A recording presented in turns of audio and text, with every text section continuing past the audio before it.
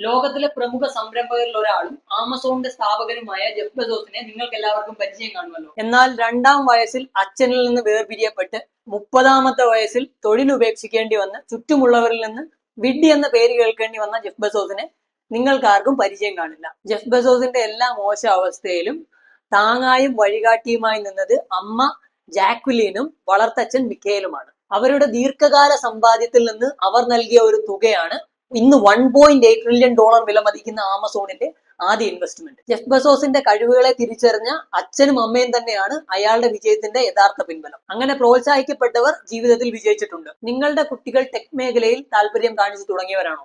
ആണെങ്കിൽ അവരുടെ ശരിയായ പ്ലാറ്റ്ഫോം ഡ്രീം ക്യാച്ചർ ആണ്. ഡ്രീം ക്യാച്ചർ സംഘടിപ്പിക്കുന്ന AI റോബോട്ടിക്സ് വർക്ക്ഷോപ്പിന്റെ 6ാമത് ബാച്ച് മെയ് 21-ന് ആരംഭിക്കുകയാണ്. നിങ്ങളുടെ കുട്ടികളും AI റോബോട്ടിക്സിൽ ഡ്രീം ക്യാച്ചറിലൂടെ ഹരിശ്രീ കുറിക്കട്ടെ.